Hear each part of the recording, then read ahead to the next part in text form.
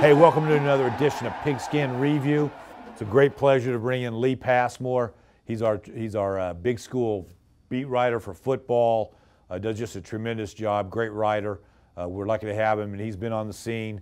How long now, Lee? This is my 4th year here. Exactly. So he knows these districts very well, especially District 3, 4A. Let's just hop into that, Lee. We've kind of, you and I in the office have waited for this all season to happen. It's finally here.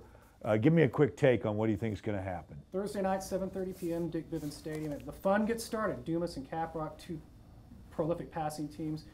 This should be a very entertaining first week. I think they all should be, but you look at most of the games are going to be rivalry-type games this year. You got Amarillo High's playing PD.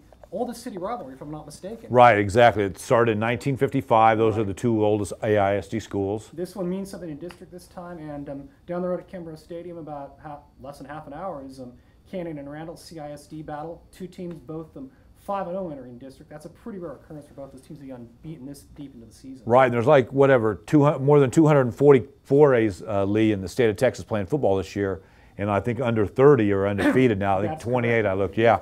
And so we have two of them. Hey, real quick, how do you see this district?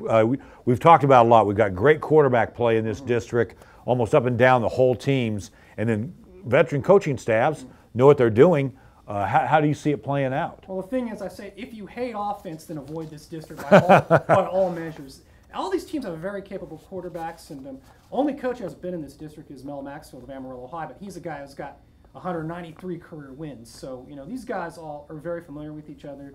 They know they're pretty good strategists when it comes to putting together game plans against each other. So, but I think what this district is going to come down to, and why a lot of people might be looking at Amarillo High and Randall, are because of, I think whoever plays defense makes the stops here. I think those teams are really going to be key, but I think whoever improves defensively as the season goes along, that's going to be who you got to sort of look at as someone who's going to be a big-time contender up in the top 2 or 3. Yeah, great point. I mean, we think the defensive unit that plays the best, even though this is just a great offensive district, will win this district. Let's go down this list real quick. We got Rylan Gerber at Dumas. A very solid quarterback. I haven't really seen him play yet, but I understand he makes a great throw to the opposite sideline. I know you saw him during. Exactly. I totally agree with you. A great short passing game and a talent. You've seen Michael Guerrero the last 2 years light it up. One of the most accurate passers we've ever had in the history of the Panhandle. Accurate passer. I think what's key to him, too, is what's up here. He seems to know where his guys are going to be, especially Addison Bustos, who just has had a phenomenal season. He knows how to run that offense as well as anybody. Right, over 1,000 yards receiving for Addison, and we haven't even hit district. Real quick, Blake Weaver at Canyon, kind of banged up. We may see, but he's over a 1,000-yard passer himself. Yes, he is. He's over a 1,000-yard passer. Not a very big kid. He's mobile. He runs well. He's sort of the spark plug of that offense. He's a solid player, and he's just a junior, too. Okay, Gabe Rodriguez at Amarillo High doesn't have the stats, but Lee and I both know he runs the wing tee about as well. Very deceiving, faking quarterback, veteran, runs the show great. And then, of course, Colin Bowen at Randall. Yeah. We've talked a lot about him, but he is leading the district in rushing. He is leading 4A, 4A, 5A players, not just quarterbacks, all players in rushing the Panhandle with 613 yards.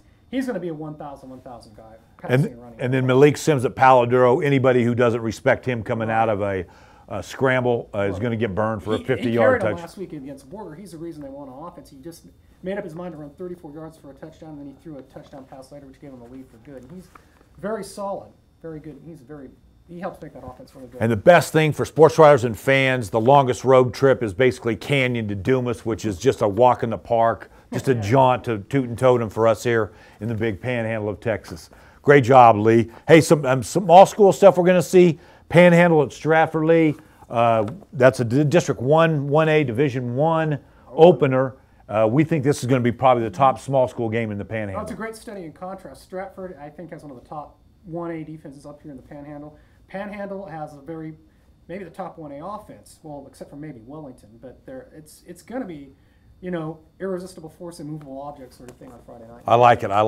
All right, and two other quick ones. River Road on a 4-game win streak. They've only had one of those since 2000, Lee, so they take on Dalhart. And the Golden Wolves, check this out, have only thrown 34 passes all year. Caprock does that in a half. And finally, we have Bushland taking on Littlefield in their district opener. We wish Stephen Flowers and the Falcons great luck. Don't forget, go on Amarillo.com. Friday nights, you are going to see the scoreboard of all scoreboards.